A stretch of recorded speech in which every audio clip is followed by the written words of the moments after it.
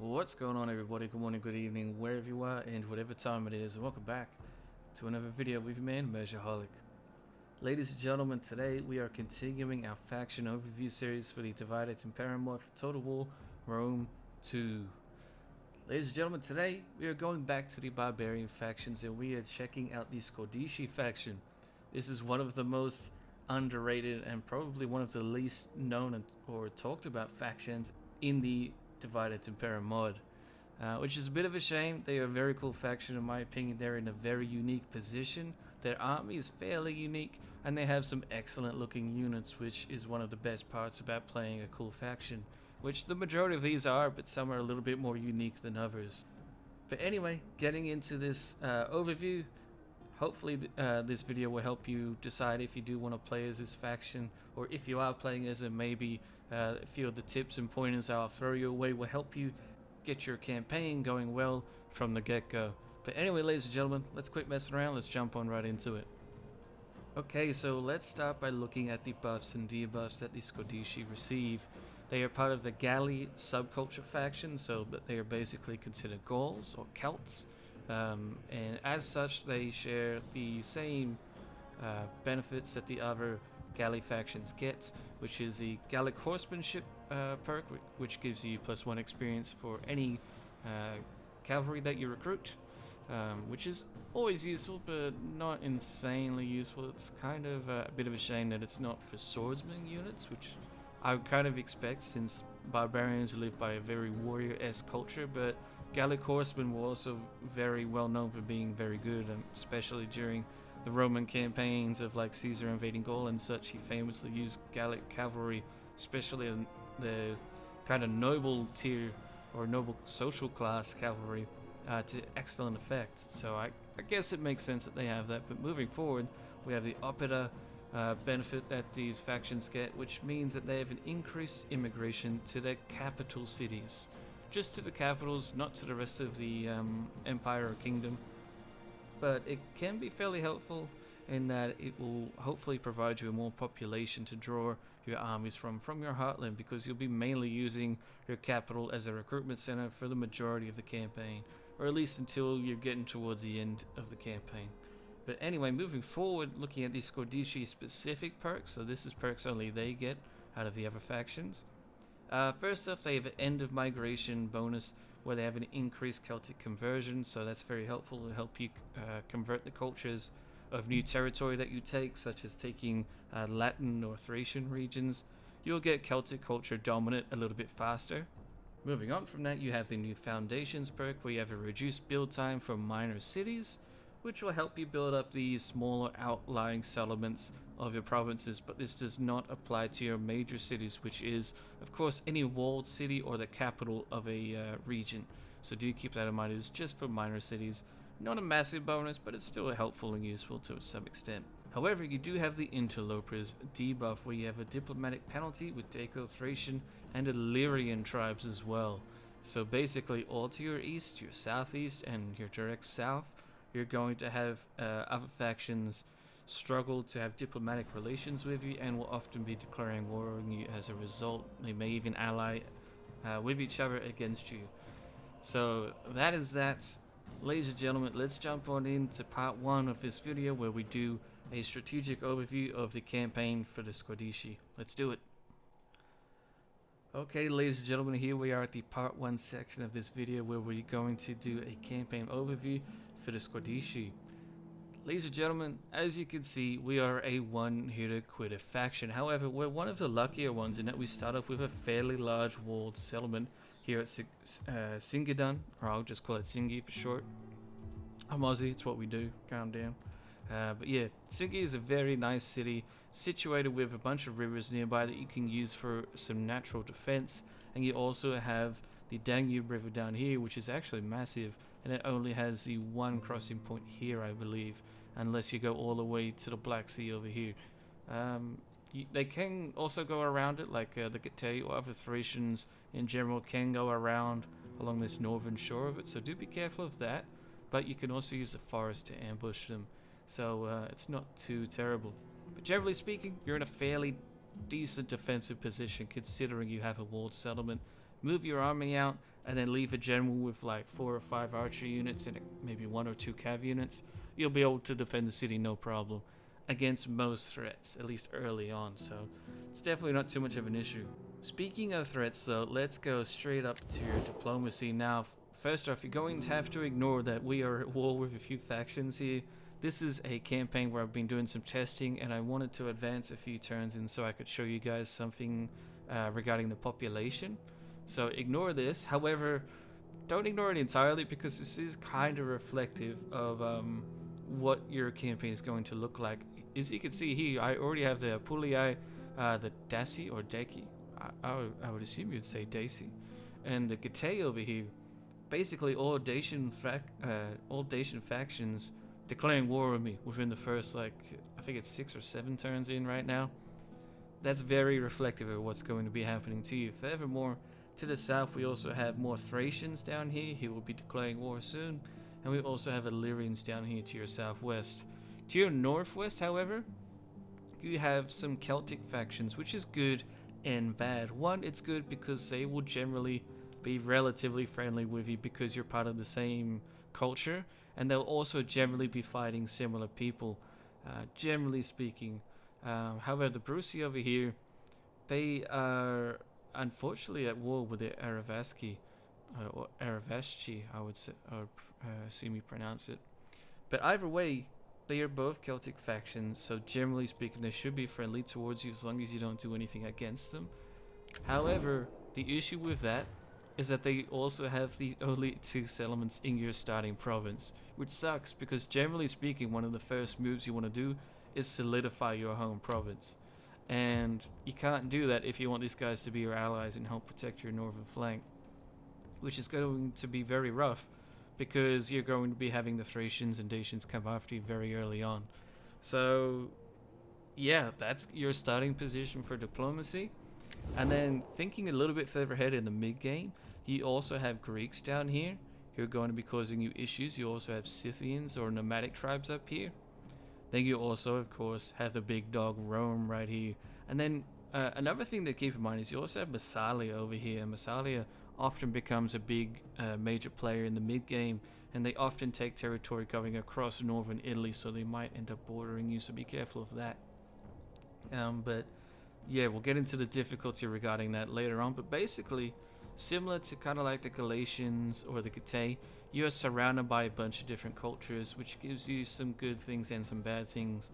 Obviously, the bad thing is that you'll be having a lot more wars than what you would if you were, say, in Gaul, for example, where the majority of factions are Celtic. Moving on from diplomacy, let's now look at the population for Singadan or Singi. You start off with around just under 30,000 people. Your population is fairly good to start with, for the most part. You'll see that we have the freeman social class here, and is around 19,000, which will be about what it is for you at the start of the campaign. And this is why I wanted to advance this campaign a little, so I can build a Warriors Lodge and show you something about the units.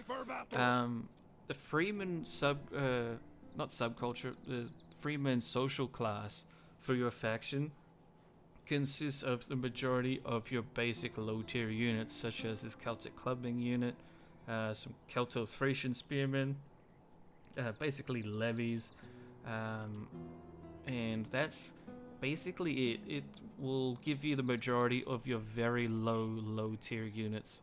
So that means though that you can throw a lot of units at the enemy and not really worry too much about your population. For the most part, you start off with 19,000, so that's generally about 2 to 3 completely full armies of levies full. So keep that in mind. That's how we're starting off with. However, just very quickly going back to population, you see your warriors class is only at 3,500, and then your elites is only at 1,100. So really, until you start taking more settlements, you're not going to be having all that many units like this, which is a relatively mid to low tier unit. I mean, it's actually quite good, but because it has such low armor, I would almost consider it low tier. But it has fairly decent stats, so it's a little bit debatable for this unit. But it is part of your warriors faction, which only has 3,500 people that are available for recruitment in it. And this is a unit that takes 300 men per unit, assuming your settings are set to ultra, which they generally should be for DEI. That means that you're getting just over 10 units. You'll be getting 11 units of this, and then you're out of warriors. That means you're also out of very good spearmen that can hold the line for you very well. You're also out of some mid-tier skirmishers, and then you're also out of other units as we move on. And can we see here? Yes, we can see here. We also have a Thracian mercenary unit here that comes from your warriors population, which is very bad. It means that some of your mercenaries, not all of them, for example, this unit is from the Freeman faction, but a lot of them will, at least a lot of the good ones, will be coming from your warriors population. So you really need to be selective in what mid to high tier units you want to be using, because you're not going to have a lot of options for them until you start taking a lot of settlements. Maybe not a lot, but at least, you know, around half a dozen, if not more, to get a decent population going, which, as I stress in as many videos as I can, population DI can be a problem for almost any faction. It depends how you play, and if you really min-max things, you can make it so it's almost negligible. There is ways to abuse it, but assuming you play just fairly casually, or relatively casually, kind of like myself, population can become an issue if you don't give it some special attention every now and then. So this is especially true for the Scordisci faction. And then moving on to one of our last points, being a barbarian quote-unquote faction by nature, you are going to have a barbarian economy. That means that your economy is starting off very poor. We're at 2,200 income. I've built nothing to help our income, and it's summer. Summer is generally the most prosperous time of year. Sometimes spring is as well. Depends on the environmental conditions that are happening. But basically speaking, your faction's economy is going to be fairly rough. You can make it a little bit easier for yourself in that you have a lot of units that have very minimal upkeep. For example, these Celtic clubmen. However, their attack is really pathetic. They're not a very good unit, but you can get a lot of them, and you can get a lot of them and keep them around for quite a while. So these will be units that you'll be using to garrison your cities, or to just use as throwaway troops to wear the enemy down.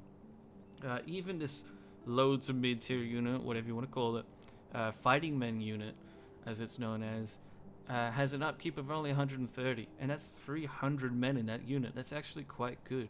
The main reason, though, is that it literally doesn't have armor. These guys are basically naked, but that is still fairly cheap for a pretty effective aggressive unit. That's not too bad. Even this professional spearman unit here, this is one of your units that will be like one of your line holding units if you can afford the population class, and they have an upkeep of only 114 at the start of your campaign, that is. So that's actually quite good. However, these skirmishers have a upkeep of 158, and they only have 175 men and 10 armor, which is interesting. This professional spearman unit only has 8 armor though, so we'll get more into the units later, but the bottom line is that your warrior to elite class is going to be very limited. Don't just use those units for throwaway activities. Recruit your cheap and numerous freemen to do so instead. But ladies and gentlemen, that's pretty much it for the campaign side of things. The Scordisci don't have a lot to talk about. They are one of the most underrated and not talked about factions for a reason, in my opinion. They are still cool and unique, and I do encourage you to try them, but they don't have all that much interesting aspects or things that stand out to them. They are a Celtic faction that participated in the migration of Celts down towards Anatolia and Greece, and they were also basically kicked out of Greece, and now they are settling in here in this valley. That's kind of their story so far. So like I said, the Thracians and Dacians are going to hate you. The Greeks most likely will as well. The Illyrians, they won't hate you instantly, but they are a different culture, and generally different cultures don't like to make relations with you, at least until the mid to late game, when you're having a lot of trade resources available to you, or you've been doing a lot of things that they will like. Then you'll be getting alliances with them. But yeah, your early game is going to be a very fast-paced one, because you're going to have many different factions declaring war on you, and they're all one hitter quitter factions themselves. So you need to recruit an army quickly and then get going as quickly as you can and just run around and get all the factions you can. Whether you occupy, liberate, make them a client state, it's up to you. But it's actually going to be a fairly fast paced campaign pretty much throughout the entire campaign. I'll get a little bit more into that in part 3 and part 2 when we're talking about the difficulty of the campaign. But ladies and gentlemen, that's it for part 1 for our campaign overview. We don't have a lot to talk about in the campaign, but we have a little bit more to talk about regarding the military of the Scordisci and then the part 3 verdict. So let's get into part 2, where we're going to start off by looking at the navy, and then we'll get into the land military units of the Scordisci. Okay, ladies and gentlemen, here we are at the part 2 section of this video where we're talking about the Scordisci military. First off, we'll just knock the navy out of the way very quickly. As you can see, they basically don't have one. They have a general's unit, a single general's unit, which has a ship health of 968, which is pretty poor. I mean, the better general ships for different factions usually have at least 1,000 to 2,000. This is just under the 1,000 mark, but even then it's not very good, and you don't have any upgrades. You can upgrade it on the campaign by getting certain resources and doing certain things with your military buildings, but generally speaking, your navy is in pretty much shambles. You don't want to rely on it. If you can, try to draw enemy navies into your ports and kill them that way. Often the AI will try to attack your smaller settlements, especially with just their navies. Factions like Egypt do this a lot with their navies, I've seen. So try to rely on that. But if you are going to start creating navies to sail across the Mediterranean or the Black Sea, I'd recommend you focus on just using melee ships and trying to board enemy skirmisher ships, or just to try and ram them as quick as you can. However, I would not do it with your lowest tier ship, since you only have a ship health of 638, and that's including for your slinger ship as well. So basically from your tier 2 and up, that's when I would start ramming enemy ships, but before that I wouldn't even bother, unless of course you have mercenary ships, but that's a whole different ball game. But anyway, now that that's out of the way, let's get into the land military units of the Scordisci. Alrighty, ladies and gentlemen, here we are at the land military units for the Scordisci faction. Of course, we're starting off with the General's Bodyguard unit. You do get 4 different choices. You can choose from a medium sword unit, you can have a Celtic Noble Spear unit, you can have some Noble Cav, or you can have this unit of cavalry, which is specifically a Celtic General's Bodyguard unit. It's actually one of your best cav units, if not the single best cavalry unit that you have. We'll compare it to the others as we get to them, but I believe that stat for stat wise, this is actually probably your best. But of course, you do need to keep in mind that the best cavalry is kind of relevant, and there are a lot of hidden factors that go into it. So, as always, take what I say with cavalry with a little bit of grain of salt. Mass and speed do come into it, as well as do the weapons and so many other factors. But anyway, that is your Celtic Bodyguard unit. It's pretty solid. I'd recommend using it as much as you can, especially over the infantry bodyguard units you get. They're not really that good at all, and I would just recommend this instead. But anyway, now that we've had a quick look at our bodyguard unit, let's move on to our skirmishers. As you can see, you don't have a lot. You have 5 different units, and almost all of them are the most bottom basic tier type of their unit. We see that instantly with the slingers. They are, stat for stat, they are the most generic kind of slinger you can get, except for one thing. They do have very good armor penetration at 15. They use fighting clubs in melee combat. You can see it actually right here on these guys. They use clubs in combat, which for some reason gives them armor penetrating damage, which is good, useful. However, they do only have a melee attack of 5s, which is pretty pathetic. Just don't let that armor pen fool you. They're still not really going to get a lot of kills in combat. If you do want them to have any hope in melee combat for any of your skirmisher units, even in general, most skirmisher units, just attack the enemy from the rear or have them go up against other very, very low tier units. For example, I would have your slingers attack the enemy low tier slingers, and that's about it from the front. But that's your slinger unit. You'll notice that as we move along, it's kind of hard to tell these units apart, and that's because they don't really have a lot of variety in their looks.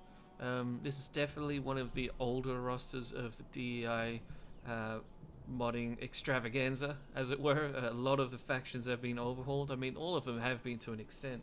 But the Scordisci are probably one of the factions that you'll notice kind of blends in with one another, which is fine.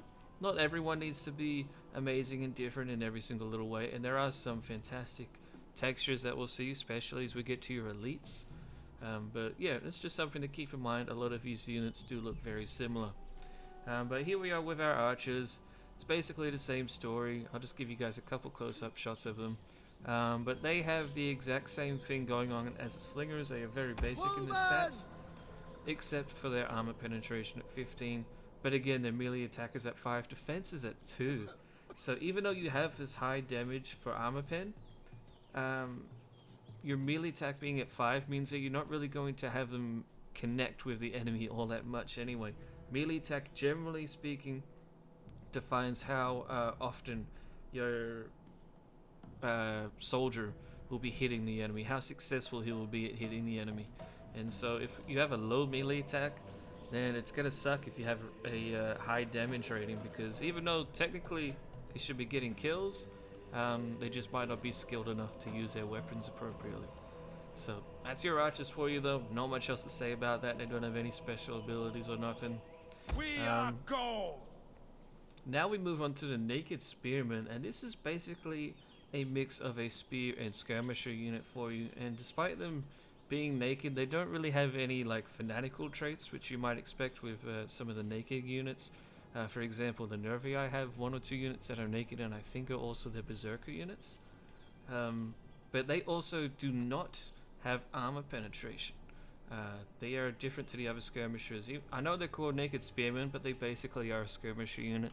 They throw javelins, they have an ammunition of 6, missile damage of 22, which is okay. The only noteworthy thing really is that they have a melee defense of 15, and that's probably because they have the large shield, which apparently here, according to the UI, has a shield value of 7, which is a very nice large shield, but they have no armor, so they're not going to last long against anything regardless. I feel like that big shield is almost pointless. I mean, it'll help them out, but yeah. It's just a different kind of unit, but I'm not sure why you would use that unit over Ready for battle. the next skirmisher unit, which is here, which is your Celtic medium skirmishers. They actually have some armor to them, an armor of 10, whereas all of these others have just had 1 so far, and on top of that they have a large shield, which gives them some extra protection, which is always helpful. Beyond that though, they do have armor penetration, but it's lower than the others at 12 compared to 15. Melee attack is at 7, so it's slightly better than the others, but not all that much. Melee defense at 10, but again, a lot of that comes from your shield. So this is kind of another case of a unit being very basic. You're not going to be using it for a lot of versatile roles.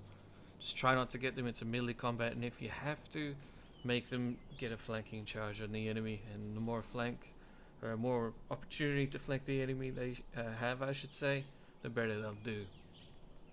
But yeah, just try to avoid melee engagements, especially with your Celtic youth skirmishers, which are also in the same boat as the rest of the skirmishers. Fairly unremarkable stats, in fact very low in general, but again, armor penetration of 15 because they're using the clubs as a melee weapon. The only skirmish unit that doesn't use a club as a weapon is your mid-tier skirmishers that we just looked at here. But despite that, they are using swords in combat, but they still have a decent armor pen of 12. So that's kind of surprising, a sword unit will have so much armor pen, but they do, apparently, according to the UI. So that's that. That's your skirmishers. As you can see, you really don't have any specialist units. You're going to be depending on AOR and Merc units to cover up for going up against just better quality factions, which you're almost entirely surrounded by. At least for about, I would say, 50% of your borders, in the general direction, for example, going west or south, you're going to be going up against other factions that have better units than you. And that's not even to say their elites are better, just their mid-tier units will be better. And that's really shown in your skirmishers. However, now we jump over to our spearmen. Spearmen ready for battle! We have some Celto-Thracian spearmen. Now this is a very cool unit, not necessarily because of its stats. Its stats are generally unremarkable. The only thing it has that is helpful is a armor of 8 and a melee defense of 17, which is very high, but it is also reflective that they have a massive shield. So that's okay, they'll last in battle for a little while. But the cool thing is that they're a Celto-Thracian unit. That's kind of reflective of the Scordisci's unique position, being surrounded by Thracian stations, Illyrians, and so on and so forth, which is very cool. And I kind of wish I had more units like this that were a mixture of the cultures, because you're surrounded by so many cultures. I feel like it's such a missed opportunity. Granted, you can get AOR units that are from these different cultures, but it's not too often that you get to see a direct mix of units and cultures, especially for barbarian factions. There are some other factions that do it quite well, and in fact, generally speaking, there is a good mixture of cultures, but for a faction like this that is an absolute melting pot of cultures, I'm really a little bit saddened that there isn't more specific units that have that Thracian, Dacian, whatever influence on them. And there's so many different influences that they could have, but I mean, I'm sure they do have it in subtle ways, such as similar helmets and armors and things like that. But yeah, it could have just helped expand this fairly limited roster. As you can see, zooming out here, even though it looks like it's a decent size, it's not really. This is like around 20 units or so. In fact, let's count them up real quick. 1, 2, 3, 24 units out of your entire core roster. 24. That's it's decent, it's doable, but it's not a lot of variety, and it's really basically telling you you have to use AOR and Merc units, which you will have in plenty of supply. But yeah, just keep that in mind when you're playing your campaigns, as you're really going to be needing AOR mercenaries. Moving on though, you have the Celtic Light Spearmen. This is basically a levy unit. Nothing really to talk about with them, and that's followed also by the Celtic Levy Spearmen. They are basically the same unit, except the Celtic Light Spears have a little bit more defense. It's probably because they have a different shield. Do they? No, they have about the same shield, so let's have a look very quickly. If you hover over the word, it will give you a shield value of 7 versus a shield value of 4. Okay, so yeah, it is slightly different shields. Similar size, but these shields are clearly made out of just, I'm not sure what fabric you would call that. It's almost like the fabric you see on like woven baskets. I can't think of the name right now, but very poor spearmen to start off with. However, ready and eager! we start to we do a bit of a jump. We go from very pathetic levy spears that you're not going to be using all that much. The Celto-Thracian spears are decent. They're definitely not levies. However, then we jump up all the way to very good mid-tier units, and here we have the professional spearmen. Now these units do, granted, only have an armor of 8, but the rest of their stats are quite respectable. Melee attack of 7, which is decent for a spear unit. Defense of 17, which is very high, reflective of their large shield, but also it means that they have some good skills with melee defense. Weapon damage of 22, which is pretty good for a spear. Base morale of 39, so that's almost 40. That's not bad. And then they also have a bonus versus cav and elephants, and they have the shield wall ability.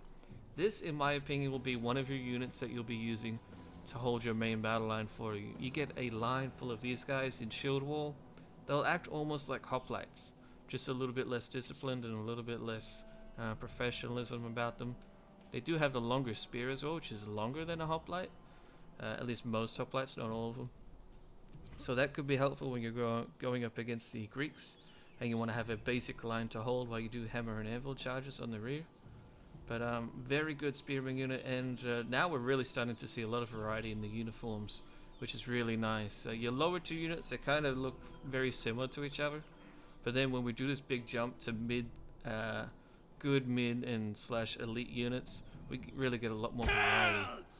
And that's shown here by your early Celtic champion units.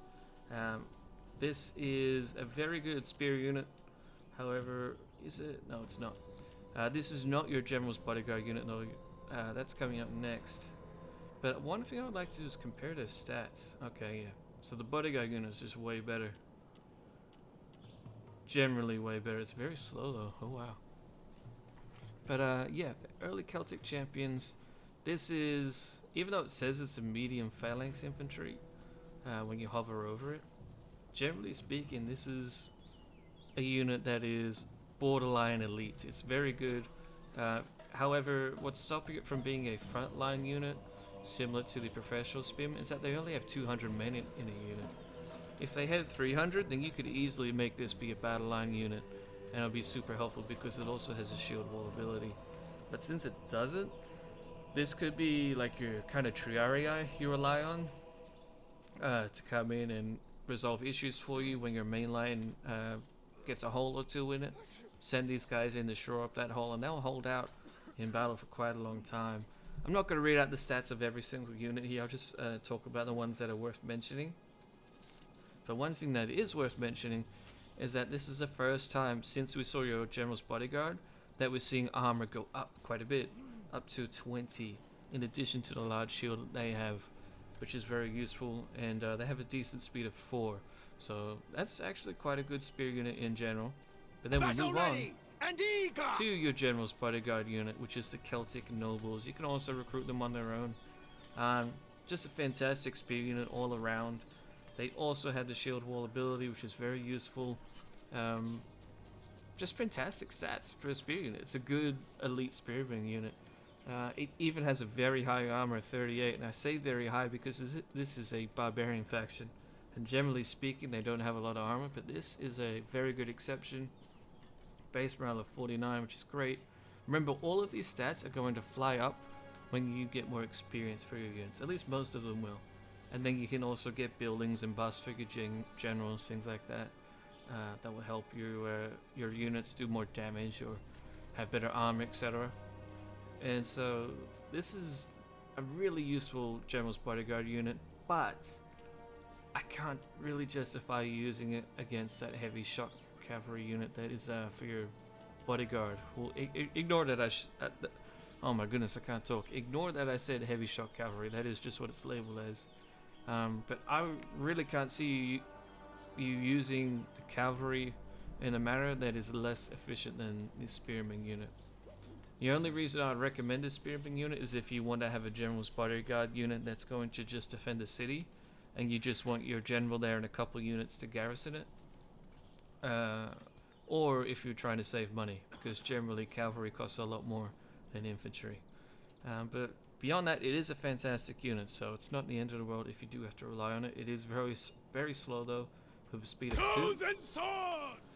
And then we move on to the Celtic chosen bodyguard units. Now, funnily enough, when I was looking at these rosters, I couldn't get this unit to be a bodyguard unit. So I'm not entirely sure how true it is that it is a bodyguard unit, or if that's just a UI that hasn't been updated. But generally speaking, they're just a slightly lower version of the Celtic nobles, which is funny because then you also have the early Celtic champions, which are just a slightly lower version. So you basically, what you have here is 3 units that are all basically elite, with only a few stats and difference between them. And they all have the same armor penetration, so it's not like one of them is going to pull out a axe or anything like that in close quarters. The biggest difference I would say is armor between them. You go from 20 to 28 to 38, which is a very big jump. But yeah, I mean, that's interesting. You have 3 elite spearman units that only have really a few points in statistics difference between them. But now, that's it for spears. Now it's time to move on to the sword and melee units. We have the most basic Celtic clubmen here. Nothing to say about them, except they have a decent armor penetration of 15, but that's because they're using the clubs. And again, we go back to that kind of whitish slash kind of almost like a faded light blue. It's more so of a white color scheme here. all looking buff as hell, as all barbarians are apparently. But yeah, beyond that, nothing really to say about them except that they have good armor penetration. But their melee attack is at 5, so who cares, really? This will be a unit that you'll be using to just try and overwhelm the enemy with numbers, or to go and die before your elites come in and deal a lot of damage. Melee warriors! Speaking of elites, here are your Scordisci elite swordsmen. Basically an elite swordsman unit. I know, it's a shocker, but it's true. They look fantastic. Again, with your elites, we see a little bit more variety in the armors and the looks and the faces and the helmets. All sorts of things like that. We're also seeing a little bit of the Thracian influence from some of these helmets, so that is nice. But getting to the statistics, have a melee attack of 13, which is a big whopper. That's very high. Melee defense of 11, which is quite good, although a lot of that would be mainly coming from your shield. Yeah, shield value of 7. So your melee defense is really at 4, which isn't bad, but it's not great. Weapon damage 25, charge bonus 24, armor pen of 7. And it's a little bit more than normal because I have these unique types of swords here. Let me try and get a good shot for you. Yeah, right here. They have these curved swords.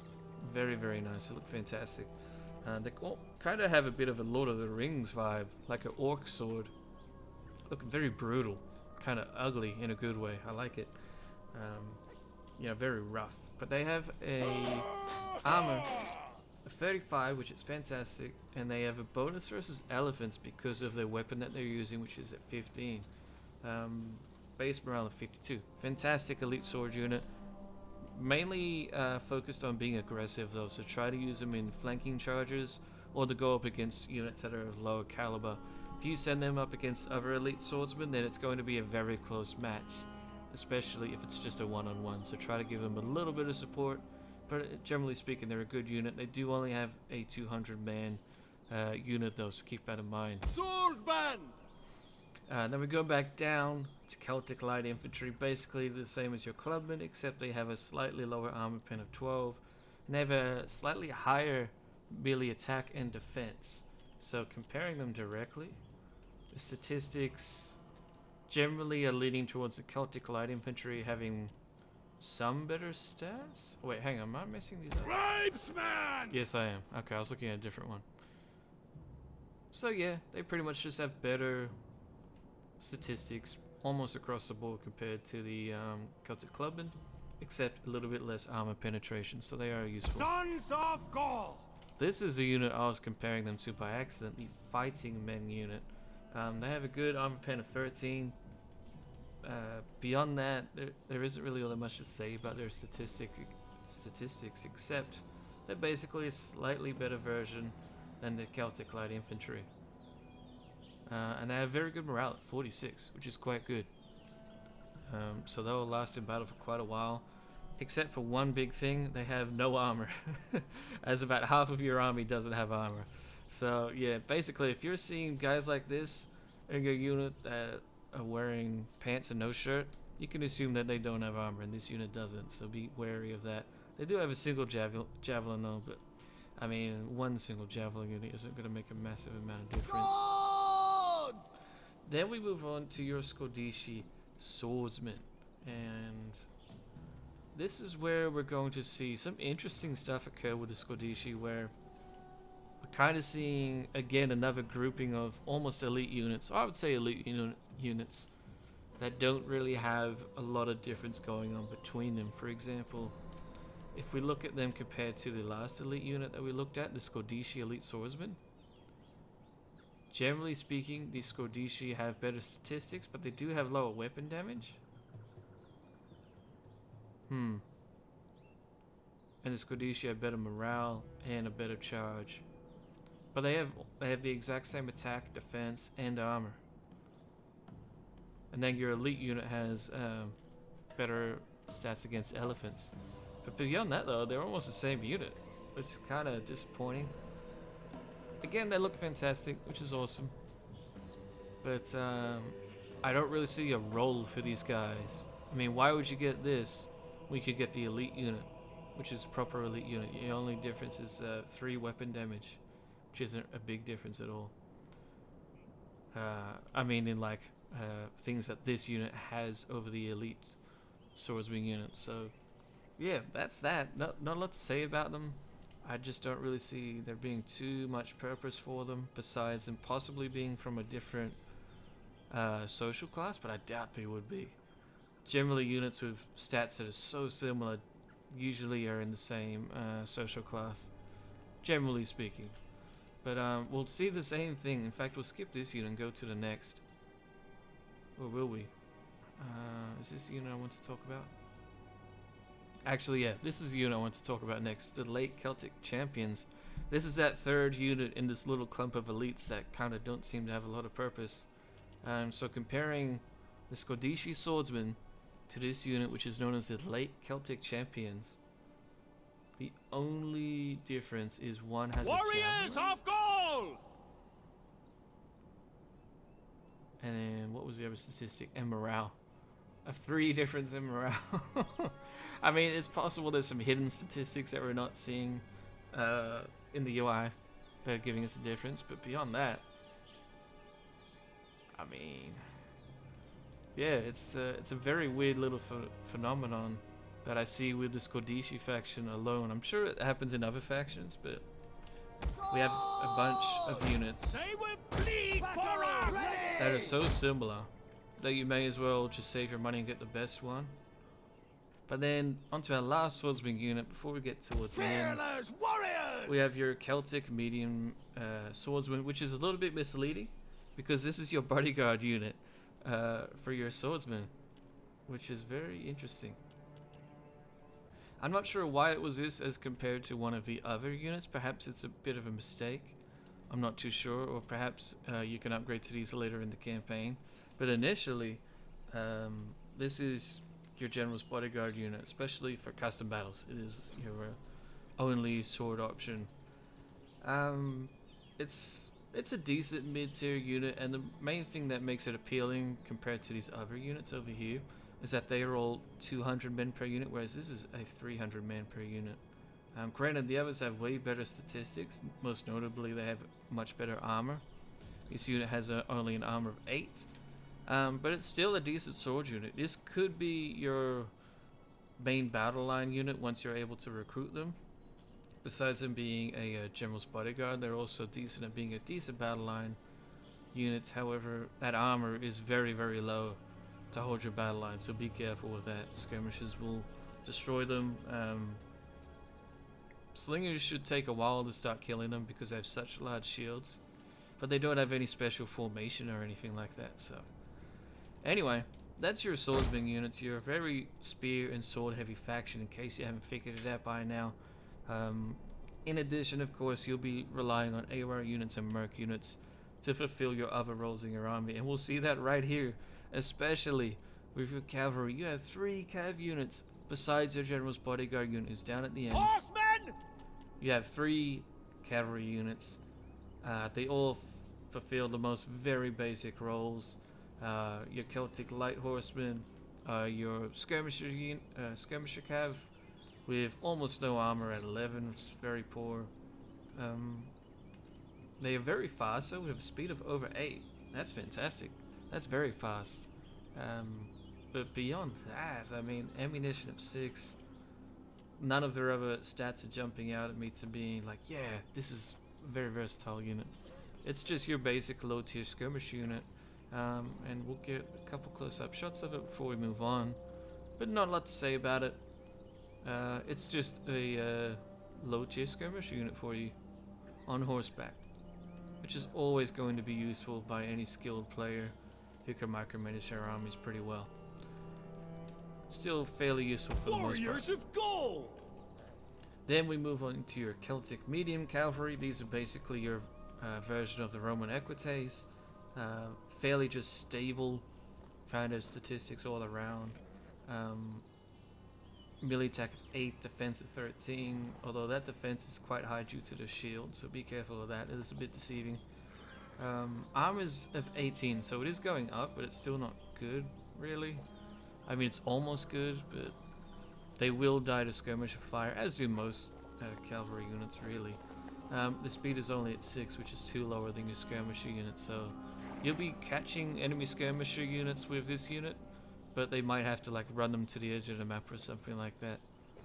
Beyond that though, they'll basically be a very versatile unit for you, and hopefully they won't be too expensive because of that low armor and all of that. They generally speaking, they shouldn't be too expensive. Celts! Then we move on to the Celtic Noble Cavalry. This is a very good noble unit, however, your General's Bodyguard unit is just better. And you can recruit this in custom battles. I don't know if you can recruit your General's Bodyguard unit on the campaign just as a unit, but I know you can get it in custom battles, so it makes me think you can. So, anyway, your Celtic Noble Cavalry here, they're a good cav unit, and they can also fulfill the role of that medium cav unit, in that they can deal with enemy cav, run down enemy skirmishes, and so on and so forth. But your General's Bodyguard unit is better, so if you're really wanting to have an elite cav unit, use your General's Bodyguard when you can. But yeah, it's not a bad cav unit.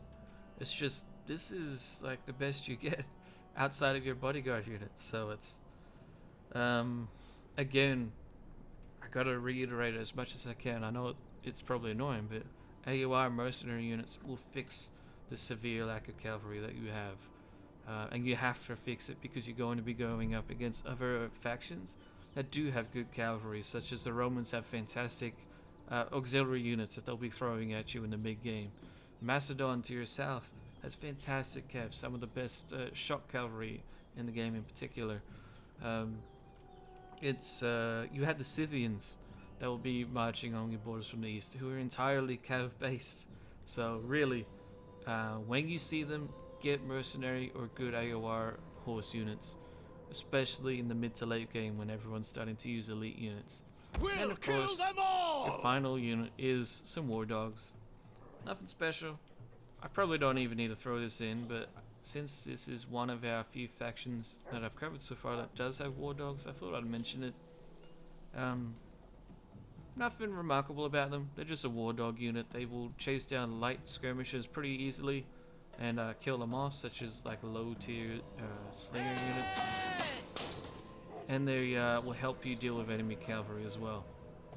Beyond that though, I would try to be sparing on how many of these you get. The usefulness is kinda, I don't want to say random, but it's not clear how useful they are in my opinion. And I would like to do a lot of testing and then release a video talking about specialized units like these war dogs to help you have a more accurate understanding of them. But anyway, ladies and gentlemen, that is it for part 2 of this video. We're done covering the military of the Scordisci. Basically, the bottom line is that you need AOR and Merc units to help your roster. Your roster is one of the more weaker ones for sure. You do have some good elite swordsmen and you do have some good elite spears, but beyond that, you don't have good cav, you don't have good archers or skirmishers of any kind. You're really struggling, generally speaking, so AOR and Mercs will save the day. In addition, by the way, you don't really have much armor penetration.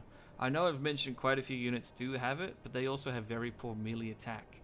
So I'd recommend you try to use Illyrian or Agrianian Axemen for your armor penetration.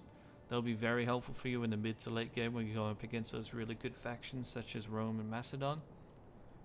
But yeah, beyond that, ladies and gentlemen, there isn't too much else to say about their military. So now we'll move on to the part 3 stage of this video, where we will talk about the verdict of the Scordisci.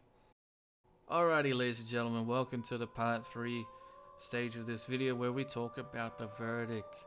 I'm going to give you guys my final thoughts on the faction, give you some tips and tricks, and just give you an overall difficulty rating out of 10. So starting off with this, obviously, once again, to reiterate one final time, your military is fairly weak and you need AOR and Merc units to help them out. They have good spearmen, good swordsmen, but that's kind of it. Your cavalry is fairly basic and it doesn't really cover all the bases for you. For example, you don't have any shock cavalry at all. So try to remedy that as soon as you can in your campaigns and use shock cav to defeat those barbarian nations around you. Those rear charges will be deadly if you can get the right cavalry for the job. And in addition, you're also really going to need good skirmishers to keep the enemy at bay, and some good armor penetration units when you're fighting Rome and Macedon and other Hellenic or Latin factions. And speaking of other factions, for many other factions in the game, the Scordisci is no exception. Rome will be a big problem for you. You don't really have any big counter to their legionary units. Your elite swordsmen will be going toe to toe with their legionnaires, but then they have better legionnaires than your elite swordsmen. So you really got to be careful of that. And the AI generally is pretty good about fielding elite units against you. At least in my campaigns, from what I've seen, the AI is actually very good. As long as they have the money and the means, for example, the barrack buildings, they will be bringing decent units against you. Having you playing as a faction like the Scordisci here, you just can't afford to go one-on-one. You can't play fair with units like that. So Rome is going to be a very big issue for you for two reasons. One, their military just outshines yours in every single way. But two, they aren't very far from you at all. So you're not going to be fighting Rome in the late game. You're going to be fighting them in the mid game, maybe even the early game if they're that aggressive in Greece. In almost every campaign where Rome is doing well, they take Apollonia in Greece, and then that means that they're only a couple cities away from entering your territory. And since you'll be fighting Greeks, you'll be fighting Illyrians who are different cultures to you and will generally be more aggressive towards you, you're going to be bordering Rome in one way or another fairly quickly. So you might want to avoid expanding that direction, or bombard Rome with gold, help them in their wars, and make them an ally. It's up to you. But Rome is definitely going to be a big issue for you a lot early on than you may expect. In addition to that, some other factions to note. Macedon, like I've said a few times now, is to your south and is not very far away. They generally don't become massive, but they will hold most of Greece and Illyria and Thracia. They can become a fairly big issue, but if they don't, then the Odrysian Kingdom will. And they have some very good units, especially when it comes to the armor piercing department. So be careful with your elite swordsmen. If they get rear charged in the rear by folksmen or something, they're out of the game, they're done. So be careful of those three main factions. Of course, the Kate can be an issue, but I feel like your roster is kind of similar to theirs. They do have better frontline spearmen. Maybe not better, but maybe a bit more choices available to them with their spears. And they do have some good armor penetration units in their folksmen as well. But generally speaking, your main contenders for the early game will be Rome, the Odrysian Kingdom, Macedon, and then another one I want to mention is the Suebi. Even though they're all the way up in Germania, it's not really all that far from you. And especially if you're playing on the higher difficulties, the Suebi can become a very aggressive faction, and they may even come down and hunt you and the rest of the Celts and the Gauls, so be careful with that. I really would recommend you keep an extra eye on your northern borders, maybe keep a spy out in that direction, or use other nations as a buffer state to stop the Suebi from coming down.